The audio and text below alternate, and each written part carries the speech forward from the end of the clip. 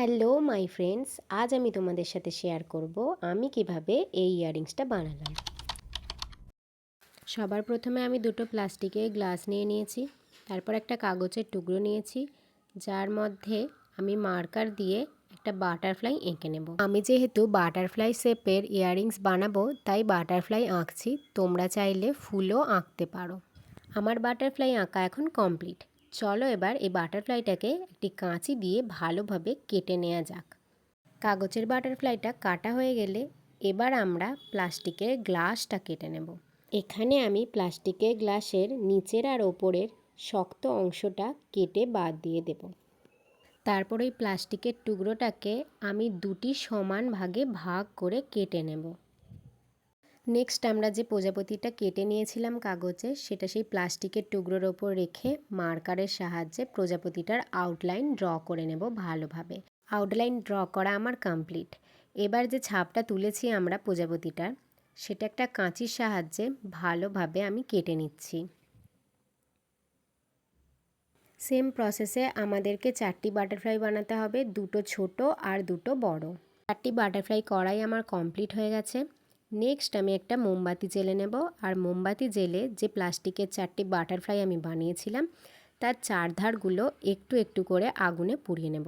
আমি এখানে আগুনে পোড়াচ্ছি কারণ যাতে একটু কাঁচ কাঁচ দেখতে লাগে প্রজাপতিগুলো। বাটারফ্লাইগুলোকে আগুনে পোড়ানো হয়ে গেলে এগুলোকে এবার কালার করার পালা। আমি এখানে ব্লু কালার ইউজ করছি, তোমরা চাইলে অন্য কালারও ইউজ করতে পারো। বাটারফ্লাইগুলোকে কালার করার জন্য আমি এখানে ওয়াটার কালার ইউজ করছি, তোমরা চাইলে স্কেচ পেন বা মার্কার দিয়েও করতে পারো। রং করা আমার কমপ্লিট। তারপর আমি ফেবিকুইক আঠা নিয়েছি আর বড় প্রজাপতিটার সাথে ছোট প্রজাপতিটা অ্যাটাচ করে দিয়েছি। সেম প্রসেস ফলো করে আমি আর একটা প্রজাপতিও কমপ্লিট করে নিলাম। প্রজাপতিগুলো একটু খালি খালি লাগছে না? তার জন্যই, যাতে প্রজাপতিগুলোকে আরও সুন্দর দেখতে লাগে, আমি এখানে কিছু স্টোন অ্যাড করছি প্রজাপতিগুলোতে। এখানে আমি আইড্রপ শেপের মাল্টি কালারের স্টোন ইউজ করছি আর ইউজ করছি ফেভিকল আঠা। একটা বাটারফ্লাই আমার কমপ্লিট। দেন আমি আর একটা বাটারফ্লাইতেও সেম প্রসেস ফলো করে স্টোন অ্যাড করছি। বাটারফ্লাই তো আমাদের কমপ্লিট হয়ে গেল।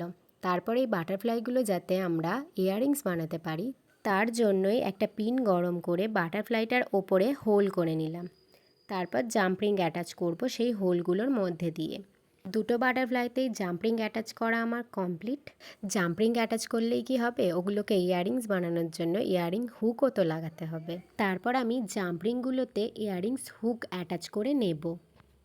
দুটো বাটারফ্লাইতেই ইয়াররিংস হুক অ্যাটাচ করা আমার হয়ে গিয়েছে। তোমরা অবশ্যই জানিও এই প্লাস্টিক গ্লাস দিয়ে বানানো ইয়াররিংসগুলো তোমাদের কাছে কেমন লাগলো। ভালো লাগলে লাইক, কমেন্ট, শেয়ার আর আমার চ্যানেলটা সাবস্ক্রাইব করতে ভুলো না।